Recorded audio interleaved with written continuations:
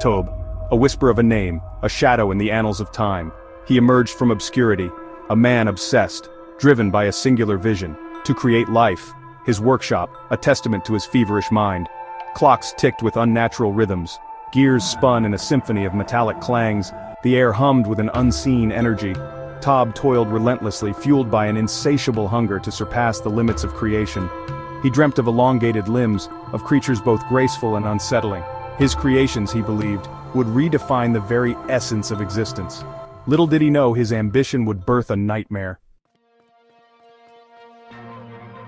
From the ashes of his workshop rose the Long Leg Factory, a monument to Tob's twisted genius, a place where flesh met metal, where dreams contorted into grotesque realities.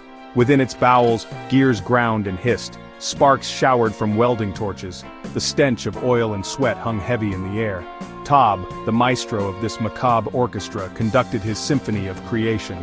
Longlegs, his masterpiece, tall skeletal figures. Their limbs, impossibly long, moved with an unsettling grace. They were both beautiful and terrifying, a testament to Tob's brilliance.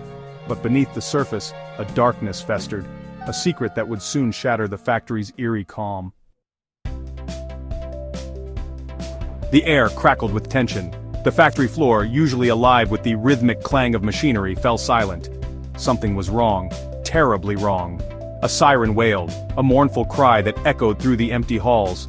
Panic surged through the workers. They had never heard the siren before, not like this. A crash, the splintering of wood, a scream cut short.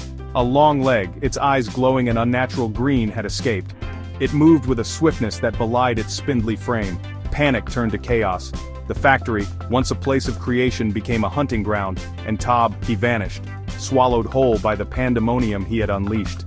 Some whispered he had perished, dragged into the darkness by his own creations. Others claimed he had fled, consumed by guilt and fear. The year was 1935. The Great Depression gripped the world in its icy claws. In a small, forgotten town, a young woman named Catnap dreamt of escape.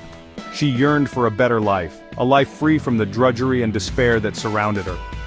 One fateful night, she stumbled upon a flyer that promised a new beginning, a flyer for Tob's Long Leg Factory. Intrigued, but also a little afraid, Catnap decided to seek her fortune within the factory's imposing walls. It promised good pay, a chance to start anew, a chance to leave her old life behind. She had no idea of the horrors that awaited her. Section 5. Resurrection in the Factory. Catnap's hope soon turned to dread. The factory was a place of shadows and whispers. The long legs with their hollow eyes and unsettling movements filled her with a primal fear. One day, tragedy struck. An accident on the factory floor. A malfunctioning machine. Catnap, caught in the wrong place at the wrong time, was killed instantly. But her story didn't end there. Tob, in his twisted brilliance, saw an opportunity. He would use Catnap to test the limits of his creations. He would cheat death itself. Using a forbidden technology, Tob resurrected Catnap, but she was not the same. Her eyes glowed with an unnatural light. Her movements, once full of life, were now jerky and marionette-like. She had become a puppet, a plaything for the Longlegs. Section 6. The Enigma of Level 2. The Longleg Factory, now a decaying husk, stands as a chilling reminder of Tob's hubris. But the legend lives on, whispered in hushed tones by those brave enough to speak its name. Level 2. A digital purgatory. A place where lost souls are said to wander aimlessly. It is here that the escaped long leg resides. Its eyes, glowing with an eerie green light, pierce the digital veil. Is it real, or is it merely a figment of our collective imagination? A digital ghost in the machine? Whatever its true nature, the long leg of Level 2 is a haunting reminder of the horrors that lurk beneath the surface. Section 7. Monty or Daddy? The long leg of Level 2, its name whispered in hushed tones. But is it Monty or Daddy? The question plagues the minds of those who dare to venture into the digital abyss. Monty, the embodiment of childhood nightmares. Her spindly limbs and glowing eyes haunt our dreams. Daddy, a more sinister figure. His motives shrouded in mystery. Both creatures inspire fear and dread. Both are products of Tob's twisted genius. But which one haunts Level 2?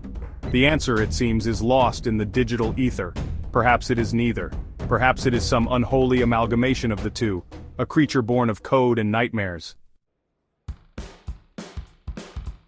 Section 8. The Player's Fate. You, dear player, are drawn into this web of mystery, your every move watched by unseen eyes. You navigate the treacherous corridors of Level 2, your heart pounding in your chest. The long leg is hunting you, its presence felt in every flickering shadow, every creak of the floorboards. You must escape. But escape is an illusion. Level 2 is a prison of your own making, a digital labyrinth designed to trap you in an endless loop of terror. You are doomed to wander its corridors for eternity, hunted by the long leg, your sanity slowly unraveling with each passing moment. Section 9. Tob's Whisper. Tob is not dead. He lives on in the digital whispers of Level 2, his presence a faint echo in the code.